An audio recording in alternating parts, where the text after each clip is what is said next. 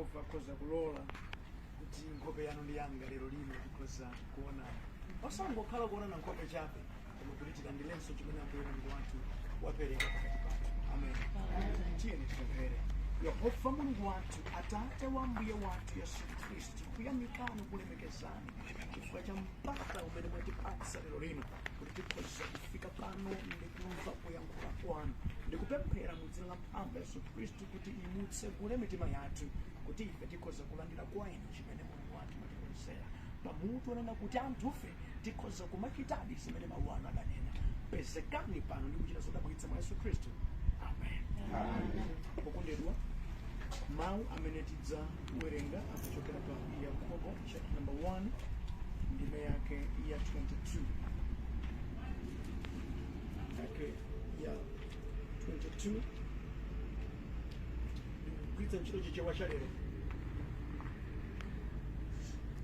Mawu a Mulungu akuti musamangomvetsera chabe mawu ndi kumadzinyenga nokha, chitani zimene mawuwo amanena. Amen. Amen. Musamangomvetsera chabe chitani zimene mawuwo amanena. Okondedwa, chosowa cha mpingo lero sikugwira Baibulo. Chosowa cha wanthu lero sikunena kuti akuti awa nda mpingo wakuti awa ngotere. Mkumano ngati uno tidali tiyende m'mataundi mutikaupeza umpezeka. Mipingo yambiri kuli gulu limene limatha kudzitchula kuti ndi Akhristu, ndipo akati kuti ayankhule za mawuwo amatha kuyankhula, akati kuti ayimbe za mawuwo pena somembe molakwitsa amatero. Chimene chikuvuta ndi ichi, kuchita zimene mawu Mulungu amatani kuti mudati muone pamene Satana wafika poti chenjerera anthu fe ndikumati doda ngati mpira pamenepa amatha kuti lwati pita ku church kuti lwati khale Akhristu, koma kuti tichite zimene mawu Mulungu amanena timakanika. Mapeto ake Chikhristu chimene chikutsatidwa masiku anowa ndi chosungunuka, mphamvu kulibe, andi anthu akamakhala kuti awanda Akhristu suzimaoneka. Inuyo tadzifunsani kuti mukamadziona ndikuti Mkhristu wamphamvu munapita kukambana anene ukani mukamadziyang'ana mukudzimva kuti inuyo ndinu ndithu wamphamvu. Amen. Amene kuti kumambako akamaona kunena kuti ku dziko lapansi ndi maambassadors anga amene atenga changa ndipo akupita nacho patsogolo. Timene ndikuzani talowa ku fashion yakavalidwe aya chilongoso kuvala bwinobwino kunkwanona kuti aunda abusa mwadzira chani kapakhosi, koma osanena kuti munthuyo akuchita ndi zimene mawu Mulungu kuti akunena. Ndimakonda kupereka chitsanzo cha simple totere. Inuyo ndi kusowa kwa ndalama kukutivuta, mukufuna mukatenge ndalama pa banki ndeno ATM yamba kulavula ndalama yokha chimwe inu muli nokanoka mukunena chilungamo kuti mukhoza kukosa ndalama zijazo kulowa nazo da si zanga izi zangotuluka mwa ukoledwa. Chitsimikizo chakuti munthuwe umapempheradi ndi chimene chikusowa masiku ano. Chitsimikizo chakuti awawa ndi Yesu pali chani kodi balibali ndi chimene chikusowa kugwira kwa Bible. Ndipo timasowa kuti maversion ambiri pita maBible ambiri kwambiri zedi andi limati ndinene ngakhale mmafoni mwathu maversion ya Bible alimu. Mumakhala ndi nthawi yotani yakuwerenga yakuwerenga ndi kumvetsetsa ndi kulakalaka kuzanzizo kuzichita.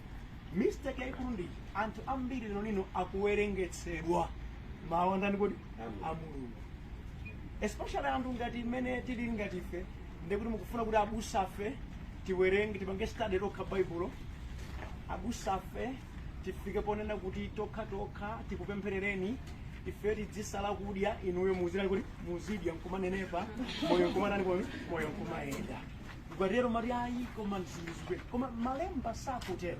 Malemba akuti wina aliyense amene akhoza mangokhala pansi ndi kumangomvetsera mawuwa koma osachitapo kena kalikonse akudzinamiza yekha, chifukwa kuti nkhani ndiya chimene munthu umachifuna koma suchichita ndikuti suchifuna, chifukwa kuti akachifuna ukachichita.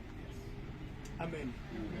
Problem iyi akuluakulu muli pano yomango yankhula zinthu osachita ndi mistake yaikulu kwambiri imene yakhodzokera ndi mpingo momwe ndi anthu lero akudzichula Khristu. Tapire nkhani khale ya banja ndimakukonda umachita zinthu zoonetsa kuti munthuwe umamukonda munthu. tiyerekeze munthu akumenyana ndimakukonda iwe ndimakukonda zedi iwe ndiwenzake zedi akamba chilungamo mawu oyankhulidwa ndi zochita zitani kodi zikugwirizana nde inu mumamvera ati mawu a Mulungu nthawi ino ya ranji ena akupanga zina inu mabwera kudzamvera mawu a Mulungu kuti zimasonyeza kuti inuyodi inu munthu opemphera titakwita nani mkwima kutsogolo kuno kuti munthu ati okudziwana afotokoze za uzimu wanu akhoza kutsimikizira kuti ndinu opemphera kapena kungoperekeza mukudziwa chani chifukwa chonena kuti anthu ambiri akokhala mu segment ya ungomvera mawu koma osachita ndi amene akubweretsa kwambiri uzimu wongodzimveka kuti anthu adzite nde oterowo malemba akuti akudzinamiza nani kuti wokha chifukwa no mundandanda wa Mulungu akamaona sakuwawerengera ngati ana wake chifukwa iwo sakuchita chimene Mulungu akufuna ndipati ndikuzona kondedwa ulipe munthu kumutchula kuti wopemphera koma munthu yosauta ulipe kumutchula kuti munthu ndi mbusa musinyani kuti simbusa ulipe munthu kumutchula kuti munthu uyu ndi born again koma chilungamo chake musinyani kuti si born again chifukwa zimene zimampangitsa kuti munthu akhale born again izo sakuchita nawo mukadziyang'ana ndi mbaliti yawakumva ndi kuchita kapena yawakumva ndi kukhala chete mukadzizukuta nokha zimakhala bwanji chifukwa chosowa cha lero sikumva mawu tengani foni yanu muone lero mukupeza kuti mauthenga ni mpwerekete ina ndi mmodzi mwa abusa amene matha kulalikira David ambuye akanipatsa mpata ndikudziwa kuti ndikuperekedwa kwa uthenga kwa anthu kukuchitika mauthenga ndi wose munthu umayiro sankhapo wekha kuti ine ndikufuna ndizimva kuti ino chimo kulibe mwapeza atumika kuti chimo kulibe atani kuti akupatsa uthenga wotero kaya muleti mufuna mumve uthenga wotero kuti kule mulemera zedi muziponda pa ndalama daily ameni mwapeza msolalikira wotero akamba zimenezo mufuna chani chilichonse mungafune kudziwa kuno chiliko ndi muchamalemba nanepanapa kuti mu nthawi yakumapeto kwa dzikoli wanthu azidzatsata zimene iwowo akufuna kuti atani kuti amve nde tikufika munyengo imeneyi tafika munyengo imeneyi imene otumikira akutha kumatumira china chilichonse chimene munthu atani kuti wafuna koma funso ndi kodi inuyo munthu uyotere mukuchitabe zimene Bible lidanena ndingoyamba kunena ndi chifukwa chiyani anthu ambiri safuna kuti amve zimene Bible likunena masiku ano choyamba ndichi Bible sidzakunyengerera lidzakamba zimene ilo lidanena kaya nyengo zanu nzotani kaya kufuna kwanu nkotani koma Genesis 1 verse 1 ni Genesis 1 verse 1 full stop palipo zoti anthu anfani matika makhale mati aya mundimvetsetseko ine ndi choncho ifeyo koma Mulungu akakamnena mawu atani kodi andi zina zimene zipezeka mmawu a Mulungu okondedwa zimatsutsana ndi ambitions athu zimatsutsana zolakalaka zathu zimatsutsana chimene ife timaganiza kuti tikhale pakuona zimene zizi munthu mati ine ndisankha kuti ndamva inde koma sinchita kalikonse kamwano kasimati ine manena kuti onse amene amabwera ku church onse amachita zopemphera koma no zikawafika kuti zawathina samvera ndamakani umachati kuti wamkati mukumbukire Yesu adakamba poso zimenezi akuti panali ana awiri wina adamuwuza kuti kagwire ntchito bambo muza mwana adavomera koma sadapite ndi wina adakana koma atalingalira bwino adatani kuti kodi mwa awiri amenewa amene adakwanitsa kuchita chifukwa cha bambo wake ndi ndani ndi uja amene poyamba adakana koma kumapeto wina adatani kuti adakachitadi zofunikazo mukudziwa anthu ambiri tilipo timavomera khala opemphera you receive panganize zoonadi koma funso mukuchitadi uthenga udati ufike pozikizira nkuti tifike polonjezetsana makamaka muzipembedzo zazo zimene zimachokera tindindo tomuku zosiyanasiyana zimene mafika nthawi yopanga chani kuti malonjezo ndivomera ndidzawerenga Bible daily ndivomera ndidzapereka ndilumbira ndidzapanga izi muzonse zimene mudakwanitsa kunena ndi ziti zimene mukuchita ndi ziti aya amatipetsa chakuti aya ndifana wake akatimvetsetsa adakati chakuti ndi wamasewera cha mtundu umene wakuluakulu mawuwa sakanena and verse matawerenga is so powerful nekuti inu akumva chabedu mukudzinamiza ndani kuti mukumadzitenga ngati zili choncho koma si choncho imene the mistake anthu ambiri akufuna kuti baibulo lidzikamba zimene mitima yawo ikufuna, sizidzatheka akuluakulu. Chofunika ndichi muvomere kuti inu ndine tidalengedwa ndi Mulungu. Ameni. Ndipo inu ndine tafa tikhale pansi pa ulamuliro kuti wa Mulungu. Sikudzatheka kuti Mulungu atangwanike kusintha zake ati polemekeza ifeyo. Ayi. Muna kutangu wakumbutsa muna dai wanga ndinorengedwa ndi Mulungu akumbutsa naye.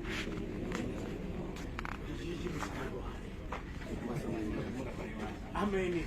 So pokhala kuti ndi olengedwa ndi Mulungu munafunika mumvere zimene mungatani kuti kazi kuipirani pena kaya zikusangalatani inuwe mudzike pa position ya kumvera zimene ngati simulera munthu unaliyense okondedwa ali ndi zofuna za moyo wake.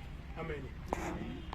Wina aliyense ali ndi zofuna zake kuti za moyo koma si zonse zimene mafuna inuwe zimene Mulungu samazivomereza. Ndifike pali mawu a Mulungu onena kuti udziyese kodi ndikufunazi ndilemba zoti bwanji. Adakanena kuti malemba atu palibe okonda bwezi kuti chimpwirikiti chadzaoneni koma pena pakomatika ndili ndikuthekera kochita izi koma malemba sakani kodi sandavomereza. Ndiye kuti munthu amene angafune kuti amvere mawu a Mulungu choyambirira agonjere kuti Mulungu aliko ndipo mawu a Mulungu amphamvu. Atenge mawu a Mulungu awayike pamwamba iye akhale pansi ndi kumamvera zimene Mulungu anati akunena. Ngati mawu a Mulungu simufika pa level yowavomereza simungawakonde simungawamvere. Mukudziwa ena ato amatha kuwerenga mawu a Mulunguwa ngati mmene newspaper achimaulengera. Chifukwa ngati supanga consider mwini mawuwo ndikovutanso kuti wamvere. Because ngosonkhana haleluya amen tedi vinenkoni kuvina kumapita mumakana ali makapemphera amadziwa basi zapalanji izi zapalanji nangati tande koma mawu a Mulungu inowamba. Haleluya. Tandukena kamene anthu amakanikira kumvera mawu a Mulungu mukadziwe kodi manyado a dziko lapansi kufuna kukhala relevant nanga zifa zilipo zina zimene mawu a Mulungu adzapanga demand zimene zidzasiyana ndi level yanu. Kudziko amakulemekezani amakupatsani ulemu koma mukapanda kukumbukira ndi olengedwa mudzakulaso mtima pasondani kodi pachauta. Musayiwale akondera ali pamwamba mchauta yekha ndipo alibe vice ndi wamphamvu. Munthu amene akufuna kuti akhoza kuchita zimene mawu a Mulungu akunena avomereze chiti kodi chimene koma kamoyo kodzifiraka kameneka kakupangitsa kuti anthu akanika kumvera mawu a kodi a Mulungu. Chitsanzo mwavala suti monga mwavaliramu mwachena ndi munthu olemekezeka munthu wa ulemu wake mukuva voice kumwamba gwada pamsewu pemphera. Mungapemphera inu olemekezeka mungagwada kuti ujeni protocol sidaende. Ndiye khaya amene adafika podziwala kuti pamwamba pa zonse ndili nazo ine ndine mwana wandani kodi wa Mulungu. Ameneyi ndi amene akhoza kuchita kuti Mulungu akunena. Mukudziwa chani ine ndikukhulupirira kuti Mulungu akadayankhulabe mpaka napano koma kuti mitima ya wanthu ndi yamakani chifukwa sichira chimene Mulungu anani kodi wanena. Example aliyense wa ife zimamuchitikira amatha kumva mkati mwa mtima mwina ali nkandalama kena kuti ingompatsako ndalama umapanga dipero aya nanga ndio kabula chana ino mani ndalama yankhula uja fana amakeza kuti Mulungu amakhulula hey angazakudai in a small voice inside umaida kumva basa masiku azati ndikuchimva ngati machimva umaida kumva kuti akinki ndikulimbikitsika nditachita chiti kodi nditachita ichi koma munthu pamakhala debate ya mphamvu ndipo kapoka munthu utafika poti wadziperekeratu kwa Ambuye ndipo ukumulemekeza Mulungu kwambiri ndi amene ukhoza kuchita chifuniro chenani kodi cha Mulungu.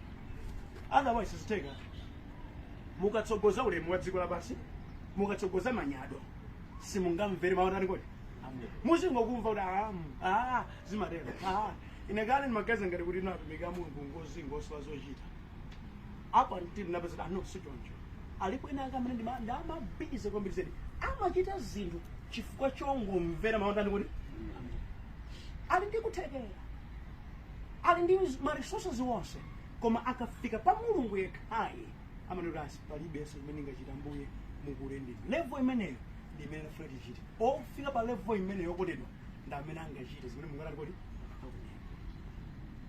Ndikuwuzeni okondedwa ngati simudzafika pa mlingo umenewo zina mudzachitako koma zina mudzakanika.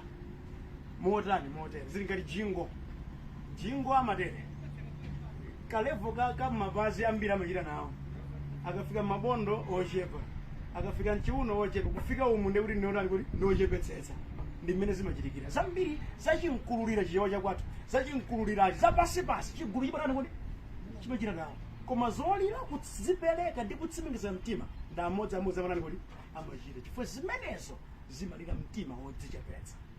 Ngati simudziwala nokha simungathe kumvera mawu a Mulungu. That's why Yesu anena mawu akuti inu ngati mukufuna kutsata ine seza mtanda wanga, mudziwala ndani kuti nokha, museze mtanda wanga ndi kumanditsata.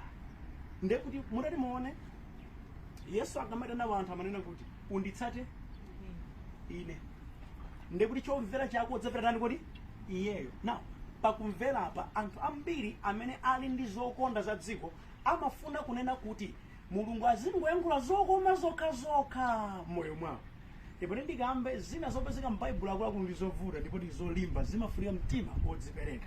For example, Mulungu akumuwuza Abrahamu, choka pakati pa abale wako utsate ineyo ndikakuonetsa kumene zikakhala. Ino ophunzira ndi anzeru mukhoza ndikakhala kuti ndikakuonetsa ndine badi zeru munthu apite mwini sakudziwa. Nde funso langa tiye tikanizeni akazi akadawauza bwanji amayi ndalandira vumbulutso loti chani aliti joka chipita kuti sindodziwa koma adakwanitsa kuchita. Tikamaziwerenga kumazipantha kumalalikira zonse zophweka tikhala ngati Abrahamu, mukhoza kukhala ngati Abrahamu kuti munyamuke achimwene kumene mupita simudali kuti simukudziwa. Zimalira chikhulupiriro cholimba, zimalira kuti iwe Mulungu yodamukweza pamwamba kwambiri zedi ndipo iye khayo ndi amene mamufera. Tamvani pena Yesu adamuwuzapo mnyamata wina amene ali wachuma kwambiri zedi, akumuwuza kuti okay ufuna ine kagulitse zonse uli nazo, ndalama zake ukapatsa osauka, kenako bwera udzanditsate. Atawuza inuyo mukuti akavomera fakulali kuzilalikira zinthu zosavutete ukuti mnyamata amene si mnyamata wabwino, mnyamata wopanda chikhulupiriro, mnyamata amene ali wachidziko amene inuyo tiyerekeze. Alisa analinga zimene ali nazo zija ndiye malemba kuti kagulitseni ndalama zake musadyetu mukapatsa osauka, inuyo wamba mubwere muzitsatire zinthu igwira. Akuti Ambuye sakudziwa kuti ndinachibala, akudziwa nangana kusukulu akudziwa, akune kuti zonsezo ungomukhulupirira. Level imene yakukhulupirira ndi kumvera mudafika. Tikamakamba zopemberazo kondedwa simoneka zophweka chifukwa chakusatsimikiza kwa mtima ndi kukonda samdziko muno, koma kwa munthu amene adzipereka kotheratu ndi amene akhoza kuchita kena kalikonse. Okondedwa, ngati mukufuna mudzachitedi zimene Mulungu akufuna, mudziwale nokha, musamadzilemekeze modutsa mu Yesu. Awuzira ndi banu amene musamadzilemekeze kuposeko ndikupewa maonena kuti musamadzimvereni kuseko ndikupewa maoni musamadzimvereni chifukwa ukafika pa mulimu nena kuti no iweyo ukudziyenereza weka sungamvere voice ina iliyonse imene mungakhoza kukuwuza. Pa nthawi zambiri mungamanena kuti kudzichepetsa ndiye Mulungu wokukwezera ndipo kudzikweza ndiye Mulungu wokudzitsira. Na munthu amene akhoza kumvera chimene chichi amene akhoza kutsegula kuzoja. Anthu ambiri amva auzidwa koma kudziuza kwawo kudawononga. Akuluakulu tsitsi liziva chipeso ndi kuti kupesa kutheka. Alipo anthu ambiri amene amatha kuwuzidwa zinthu ndipo mkati mwa mtima ndikumachita kudziwa kuti akukambazi ndi zoona, koma iwo salani kuti osazimvera. Nthawi zambiri munthu kamakaonongeka mkhutu mwako mmambo tani kuti ndipo kwinayenso ukuwuza chilungamo cha straight umatenga temeke ndi mdani wako chifukwa sukufuna kumva. Ndi chimodzi mawu a Mulungu akamabwera kwa iwe kuti akuthandize kuti ukafika pa chimene Mulungu adakulengera umayamba kudana nawo. I remember ndachitawo zimenezi ndikulalikira pena wake mkuluwirana ndi kuyira atokombirizeti kuti kuyira kwa mpini ndamazolalikira ndandite nokutsukula abusa muzisamala osoma jama yaine ngati masowa zolalikira ingonenani ndala kwa chani mbale wanga moti mukachoka kwanu kumbaza kabasa mkulu adafobera chimene mayankhula ngati mauwa adadziwa ngoona mauwa ngachilungamo koma mtima wake sukulani kuti sukulandira. Na ngati sukulandira mtima wako umayamba kulimbana nazo nchifaka anthu ambiri sadani kuti sakumvera mawu a Mulungu. Kanthu kena kamene mabwitsira anthu asamvere mawu a Mulungu ndikufuna kupanga maintain ulemu wawo. Amen. Funa kupanga maintain ja? Chifukwa zilipo zina za ulemu zimene Mulungu adzatipasa, zilipo zina Mulungu amati ndiye mwana wanga mvera ine. Nchifukwa pena Yesu ali pakaphiri pena anadzionetsera kuti iye ndi wowala kwambiri zedi. Akina Petro adali pali kuti pomwepo akina Petro adali kaso maganizo awo ngati ophunzira Yesu. Ambuye timange msasale ndi voice mwa Biblia yani uyu ndiye mwana wanga mvera ndani kwani maganizo anu oyinde akhoza kugwira koma tsopano mvera ndani kwani iye mukudziwa chani anthu ambiri amene amakandi experience anthu ambiri amene atsamwa zinthu zambirimbiri kuti akafike pa mulingo onena kuti iwowo amvereko munthu wina kumakhaurani kuti kovuta. Ndiyambire ngakhale moyo wathu wa dziko. I remember panali akulu ena anali ophunzira iwowa kupanda kuwatchula kuti doctor moni umene akumapatsa samakuyankha wayiwalako ka doctor. Muli bwanji sa uli nono koma zili muli bwanji doctor kupanda kuika kameneka udani ndithu. Mwaona ngani kodi munthu amene kuti atumidwe choti achite ndi Mulungu akhoza kuchita chifukwa adazolowera kulemekezedwa kwambiri ndi amafuna kuti kulemekezedwa kumene kupena paliponse kudzichitika. Mwina ena kunoku ndinunso alevo ngati yomweyo mukapanda kusamalitsa zimenezi mudzakanika kuchita chifuniro cha Ambuye. Chifukwa inenso ndili momwe mune ndimbusa ine ndabambo tikwina madala lechanchani zambiri zedi amakodira uko anthu tsogoleri titani apo tatipangirani audziwa ngale asala kuti ichitirere koma sangachite munthu wa Mulungu osali kuti osanena koma ndili kuno munde kuti no zamba zanyima kuti ine ndimalizeke ulalikira kuti andifunse now ukazolowera moyo uli kuti umenewo umaudza upake transfer moyo mweyo kwandani kuti kwa Mulungu chifukwa umadzitenga ngati kuti iweyo ndipo urani kuti potera chimenechi nchachidule kuti usamvere mawu ndani kuti amen. Ndikukambatu chimene ndikuchidziwa fo chili momwemo adindo akuluakulu amakhala chete kuti sitingambe zinthu mtsogoleri nepo kayima ngati iwo angagwirizana kena kalikonse akhoza kugwirizana mkungoyedzeka kaye kudikira kuti ndzanene kuti eya kapena ayi. Ndeno munthu ayionena eya kapena ayi umamba kudzifira kuti moti osewa ayembekezere nene ndikuti ifeyo ndinganizina. Ukafuna kutenga zomwezi ndikuzika mmawu a Mulungu ndi chidule usamvere chimene Mulungu kuti wanena. Umafuna kuti no machitachita omwewa Mulunguso adzimvera nani kuti iweyo. Nchifukwa anthu ambiri ngakhaso panopa mapempheredwe awo sakumvera zimene Mulungu akunena ndi chama mpatsa matageti Mulungu. Ambuye ndikupemphera kuti ikamafika 2 o'clock chichitika ndichi adazola moyo kuti umenewo ndikuguza chakuti Ambuye chikati pakuti kumpatsa program Mulungu kuya uli wondo olengera mistake. Now ndikumaliza zonsezi tsono okondedwa anthu amazichita kumazitenga ngati nombo pa moyo wawo. Mwinanso inu mulipo mumaziyezo mwezi mumakanika kuti mufike pa mulingo wabwino omvera Ambuye koma mumadzitenga ngati akhristu. Now mukapitirabe kumadzitenga ngati akhristu yeti muli nazo zambiri zokukanikitsani kuti mumvere mawu a Mulungu. Malemba akuti mukudzinamiza nani kuti nokha ndinuyo amene mukudzitenga ngati kuti ndinu akhristu koma kumwamba koma kuonani kumaona mkunja wotsindika candidate woti weni wa Gahena woti ngati chisimusi chifika koma aonongeka ndithu.